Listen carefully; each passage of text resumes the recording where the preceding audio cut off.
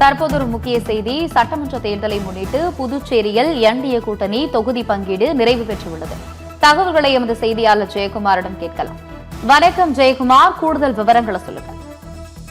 ஆனந்தி, புதுச்சேரியில என்ஆர் காங்கிரஸ் பாஜக இடையே கூட்டணி உடன்படிக்கையாக ஏற்பட்டிருக்கிறது. ஆனால் பேச்சுவார்த்தை லெவலில் மட்டும்தான் அது உடன்படிக்கை ஏற்பட்டுள்ளது. அதாவது பாத்தீங்கன்னா என்ஆர் காங்கிரஸ் 14 இடங்களிலும் பாஜக 14 இடங்களில் தேர்தலில் போட்டியிடுவதுன்னு மேலிட பொறுப்பாளர் சுரானா பேட்டியளித்தாரு. புதுச்சேரியில இன்று இது தொடர்பாக செய்தியாளர் பேட்டியளித்த மேலிட பொறுப்பாளர் சுரானா முதலமைச்சர் ரெங்கசாமி தலைமையில அண்ணாமலை ஹோட்டலை இன்று மாலை 5 மணிக்கு கூட்டம் நடைபெற்றது. இதுல மத்திய அமைச்சர் மன்சுக் மாண்டவியா மற்றும் மேலிட பொறுப்பாளர் சுரானா முதலமைச்சர் ரெங்கசாமி தனி அறையில் ஆலோசனை நடத்தினர். ஆலோசனைக்கு பிறகு பேட்டியளித்த மேலிட பொறுப்பாளர் சுரானா புதுச்சேரியில மத்திய வரும் தேர்தலில் பிரதமர் மோடி வழிகாட்டுதல் மேம்பாட்டு பணிகளும் புதுச்சேரி முதலமைச்சர் ரெங்கசாமி செய்த பணிகளும் வைத்து அடுத்த தேர்தல் இந்த தேர்தலை சந்திக்க வேண்டும்.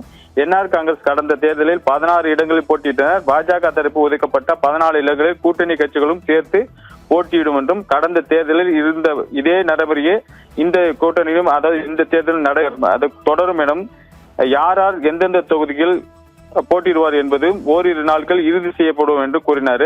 பாஜக முக்கிய கூட்டணி என்ஆர் காங்கிரசும் இதர கட்சிகளான பாஜக கூட்டணி வைத்து ஒருங்கிணைந்து போட்டியிடும் என்றும் லட்சிய ஜனநாயக கட்சி கூட்டணிகள் வருகிறது, அதாவது லட்சிய ஜனநாயக கட்சியும் கூட்டணியில் வருகிறது என்றும் முதல்வர் அவர் லட்சிய ஜனநாயக கட்சிக்கு எந்த எதிர்ப்பும் தெரிவிக்கவில்லை என்றும் அதிமுகவுக்கு எத்தனை தொகுதிகள் என்பது இன்னும் பேசவில்லை. கடந்த முறை 4 எம்எல்ஏக்கள் இருந்ததால் 5 இடங்கள் ஒதுக்கினோம்.